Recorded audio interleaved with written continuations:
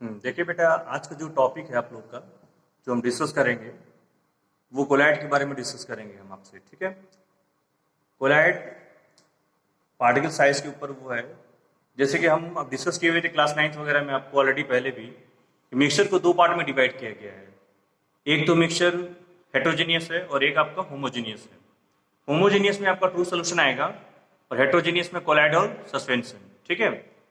तो true solution का जो पार्टिकल साइज है वो काफी ज्यादा छोटा है, जिसके वजह से हम ये बोल रहे हैं कि वो एक होमोजीनियस है, यानी uniform composition throughout the mixture है। ठीक है।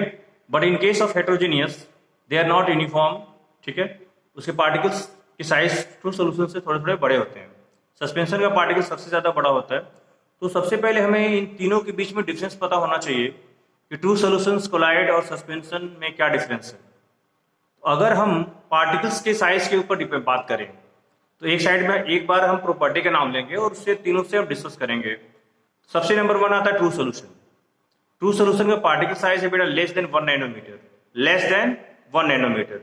But the size of colloidal is in between 1 nanometer to 1000 nanometer, in between 1 nanometer to 1000 nanometer. And in case of suspension, the particle size of suspension is greater than 1000 nanometer. Okay? ये तो हमारा particle का size हो गया। यानी ये कहने का मतलब ये आपको समझ में आ गया होगा कि पार्टिकल का साइज सबसे बड़ा किस में है बेटा? सस्पेंशन में। ठीक है। और सबसे छोटा किस में है? ट्रू सोल्यूशन में। उसके बाद हमारा आएगा बात नेचर। नेचर अभी मैंने डिस्कस किया कि true solutions are homogeneous, colloid are heterogeneous and suspension are heterogeneous. फिर आएगा बात हमारा कि अगर फिल्टर पेपर से हम उसको पास करते हैं तो कौन पास हो जाएगा, कौन पास नहीं हो पाएगा। तो अगर ट्रू सोल्यूशन का पार्टिकल साइज छोटा है तो अगर हम फिल्टर पेपर से उसको पास करना चाहें तो आसानी से वो क्या हो जाएगा? पास हो जाएगा। But in case of colloidal, colloidal का भी पार्टिकल साइज छोटा है इन कंपेयर टू सस्पेंशन, तो वो भी फिल्टर पेपर से क्या हो जाएगा? इजिली पास हो जाएगा। But in case of suspension, the particles of suspension, that is जो भी पार्टिकल्स उसमें सोल्यूट है, वो उस फिल्टर पेपर के ऊपर क्या हो जाएंगे? एडजस्ट हो जाएंगे। ओके। अब आते हैं बात, अगर ये करते हैं कि अगर हम अल्ट्रा फिल्ट्रेशन करते हैं, मतलब ऐसा हम कोई फिल्टर पेपर लेते हैं जो पार्चमेंट या एनिमल्स के मेम्ब्रेन से बना हुआ है, उससे अगर हम पास कर रहे हैं तो उससे भी आपका ट्रू सोल्यूशन क्या हो जाएगा? पास हो जाएगा, क्योंकि उसके पार्टिकल्स के साइज इतने छोटे हैं, जो पार्चमेंट पेपर के पोर्स हैं उससे भी छोटे हैं, तो वो आसानी से उससे क्या हो जाएंगे बेटा? पास हो जाएंगे। But colloidal particles are in the range between 1 nanometre to 1000 nanometre के बीच का रेंज है, तो वो उसके ऊपर स्टेक कर जाएगा। यानी कहने का मतलब कोलाइडल को अगर सेपरेट आउट करना है तो you have to take the parchment paper या अल्ट्रा फिल्ट्रेशन करना पड़ेगा। अब सस्पेंशन की बात करें, जो सस्पेंशन आपका नॉर्मल फिल्टर पेपर से ही ऊपर आ जा रहा है, यानी सेपरेट हो जा रहा है, तो अल्ट्रा फिल्ट्रेशन से तो आसानी से और आ जाएगा। ओके। फिर आता है विजिबिलिटी की बात। विजिबिलिटी मतलब वो दिखेगा कि नहीं पार्टिकल्स। तो ट्रू सोल्यूशंस के पार्टिकल्स का साइज क्या है? स्मॉलर है, बहुत ज्यादा छोटे हैं, वो आसानी से हम कभी भी नेकेड आई से उसको नहीं देख सकते हैं, या फिर माइक्रोस्कोप का भी इस्तेमाल करेंगे तो हम उसको नहीं देख सकते हैं without using an electron microscope. Okay.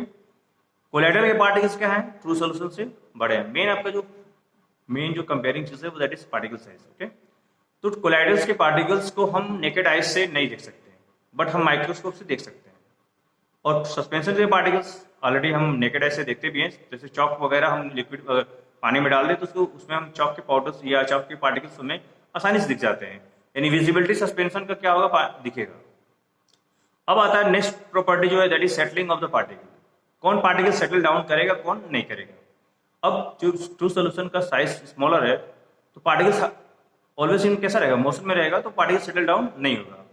Colloidal के पार्टिकल सेटल डाउन ऐसे नॉर्मली अगर हम उसको रखते हैं, डिकेंटेशन करते हैं, तो नहीं होगा।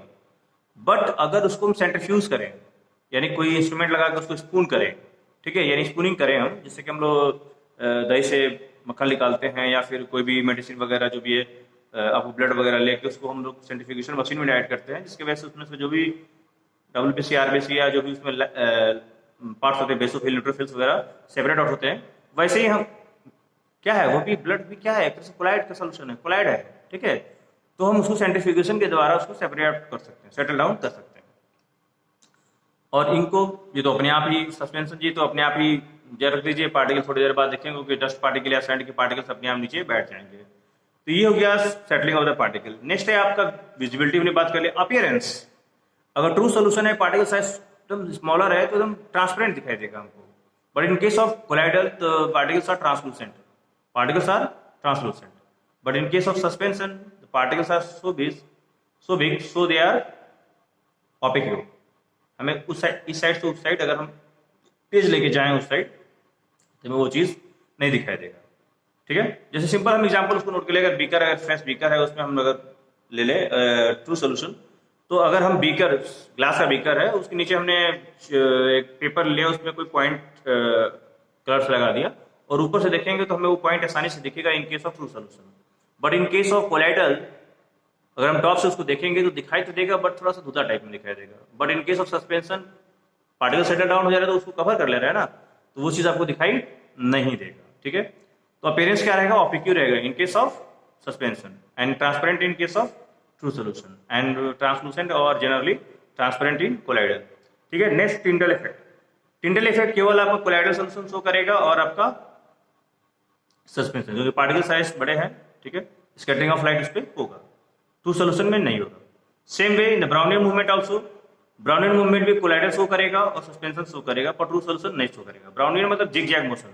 जब डिस्पर्स मीडियम में और डिस्पर्स फेज का पार्टिकल्स को हम बोmbardment कराते हैं, तो पार्टिकल्स एक डिफरेंट डायरेक्शन में मूव करते हैं, तो उसको हम लोग कहते हैं ब्राउनियन मूवमेंट. उसको क्या बोलते हैं बेटा? Brownian movement. अब हम डिस्कस करेंगे, जैसे कि हम डिस्कस किए थे सोल्यूशन में, ट्रू सोल्यूशन में, कि ट्रू सोल्यूशन अगर बाइनरी सोल्यूशन है तो उसमें सॉल्यूट और सॉल्वेंट ऐड है. सॉल्यूट जो चीज़ हम सॉल्वेंट में ऐड करते हैं, और सॉल्वेंट जिसमें सॉल्यूट ऐड होता है, सॉल्यूट का अमाउंट ऑलवेज स्मॉल होता है और सॉल्वेंट का क्या होता है? ज़्यादा है. In the same way colloidal case में भी क्या है बेटा? Disperse phase and disperse medium. Disperse phase is in small proportion and it just like a solute, like a solution. Solution में जैसे सॉल्यूट है, कोलाइडल में वैसे यहाँ पे डिस्पर्स फेज है. सोल्यूशन में जैसे सॉल्वेंट है, वैसे ही कोलाइडल में आपका क्या है बेटा? डिस्पर्स मीडियम है. यानी डिस्पर्स मीडियम में हम डिस्पर्स फेज को ऐड करेंगे. ये आपका कंसेप्ट दिमाग में रहना चाहिए. डिस्पर्स फेज को हमें डिस्पर्स मीडियम में ऐड करना है. अब आता है classification of colloid. Classification of colloid को अगर हम फिजिकल स्टेट पे डिवाइड किया गया है. पहला है फिजिकल स्टेट पे हम डिवाइड किया है डिस्पर्स फेज और डिस्पर्स मीडियम को. डिस्पर्स फेज का क्या है स्टेट और डिस्पर्स मीडियम का क्या है स्टेट. तो क्लास 9 में इसको भी मैंने डिस्कस किया हुआ है ऑलरेडी. आपको फिर से एक बार मैं रिपीट कर देता हूं. जैसे कि गैस में डिस्पर्स हो, लेकिन अगर डिस्पर्स मीडियम गैस है और डिस्पर्स फेज गैस है तो ये पॉसिबल नहीं है, तब कोलाइड आपका नहीं बनेगा. यानी एक लिक्विड होना चाहिए, दूसरा गैस, या फिर सॉलिड होना चाहिए, दूसरा गैस. तो पहले एक कॉलम आप बना लीजिए लर्न करने के लिए. डिस्पर्स फेज में आप याद करने के लिए तरीका एक है, पहले जी यानी जी फॉर मीन्स गैस, फिर L for the liquid, and फिर एस सॉलिड. ठीक है, डिस्पर्स मीडियम वैसे करिए, LS पहले लिखिएगा, उसके बाद GLS. G means gas, L means liquid, S means solid, GLS. Okay, अब मैंने आपको एक फार्मूला बताया हुआ है किस तरह हम उसको लर्न करेंगे. ठीक है, मैंने एक फार्मूला बताया, Farinder sir and Imrana go America slowly. ठीक है, Farinder sir and Imrana go America slowly. उसमें मैंने बताया है आपको कि अगर हम लिक्विड में अगर गैस मिलाते हैं, लिक्विड में गैस यानी liquid is a disperse medium, liquid में अगर गैस हम मिलाते हैं, that is known as foam. Farinder से आप याद रखिएगा फोम, सर से याद रखिएगा सॉलिड सोल, एंड से याद रखिएगा एरोसोल, इमराना से याद रखिएगा emulsion. Farinder sir and Imrana गो से याद रखिएगा, जी से याद रखिएगा जेल, ए से याद रखिएगा फिर से एरोसोल, स्लोली का मतलब सॉल एंड सॉलिड सोल. तो ये आपका सीक्वेंस बन गया. ठीक है, यानी आपको लिक्विड में अगर लिक्विड में आपको गैस मिलाना है, दैट इज फोम. सॉलिड में आपको गैस मिलाना है, दैट इज सॉलिड सोल. ठीक है, वैसे ही आपको गैस में लिक्विड मिलाना है, एरोसोल. ऐसे याद रखेंगे आप लोग. ठीक, लिक्विड में लिक्विड है इमल्सन. तो ये एक आपको प्रोजेक्ट ट्रेंड हो जाएगा, और आप सबका एक दो एग्जाम्पल आपको याद रखना होगा. कंपटीशन पॉइंट ऑफ व्यू से बहुत इंपॉर्टेंट है. आपसे पूछेगा इमल्सन में डिस्पर्स फेज और डिस्पर्स मीडियम क्या है, तो आपका आंसर रहेगा लिक्विड एंड लिक्विड. ठीक है, तो वैसे ही एक ट्रेंड जो मैंने बताया, फार्मूला बताया, उससे आप याद रखोगे तो पूरा आपको याद रहेगा. ठीक, अब अगर कहीं भी डिस्पर्स मीडियम अगर वाटर है, तो उसके लिए हम एक वर्ड इस्तेमाल करते हैं, दैट इज एक्वासोल. अगर अल्कोहल है डिस्पर्स मीडियम यानी सॉल्वेंट की तरह अल्कोहल बिहेव कर रहा है, तो अल्कासोल. एयर इस्तेमाल हो रहा है तो एरोसोल. ठीक है, बेंजीन इस्तेमाल हो रहा है तो बेंजोसोल. तो ये कुछ सॉल्वेंट्स हैं, इनके नाम पे ही उसका नाम दे दिया गया है कोलाइड्स का. ठीक है, एक्वासोल, अल्कोसोल, बेंजोसोल, एरोसोल, अच्छा भी है, याद करने में भी इजी रहेगा हमारे लिए। ठीक, अब दूसरा क्लासिफिकेशन है बेटा इंटरेक्शन बिटवीन डिस्पर्स फेज और डिस्पर्स मीडियम। डिस्पर्स फेज और डिस्पर्स मीडियम के इंटरेक्शन पे डिपेंड करता है। उसको दो पार्ट में डिवाइड किया गया है, that is lyophilic and lyophobic. Lyophilic और लायोफोबिक। लायोफिलिक मतलब सॉल्वेंट लविंग, और लायोफोबिक मीन सॉल्वेंट हेटिंग। उसमें कुछ पॉइंट्स हैं। लायोफिलिक को हम आसानी से मिक्स करके बना सकते हैं, आसानी से उसको मिक्स करके क्या कर सकते हैं बेटा, बना सकते हैं। लेकिन अगर हम लायोफोबिक को बनाना है हमको है, तो उसके लिए हमें एक स्पेशल मेथड अप्लाई करना पड़ेगा, कोई टेक्निक इस्तेमाल करना पड़ेगा। लायोफिलिक क्या है बेटा, एक स्टेबल है, और लायोफोबिक क्या है, अनस्टेबल। स्टेबल इसलिए है क्योंकि वो प्रिसिपिटेट नहीं फॉर्म करेगा जब हम कोई भी इलेक्ट्रोलाइट्स उसमें ऐड करेंगे। लेकिन लायोफोबिक में अगर हम कोई प्रिसिपिटेट को ऐड कर देंगे बेटा, कोई इलेक्ट्रोलाइट्स को हम उसमें ऐड करेंगे, तो वो क्या हो जाएगा बेटा, प्रिसिपिटेट का फॉर्मेशन होना चालू हो जाएगा। ठीक है, लायोफिलिक में कोई चार्ज वगैरह नहीं है। चार्ज न होने की वजह से भी ये क्या है, स्टेबल है, रेंडमली मूव करता रहता है।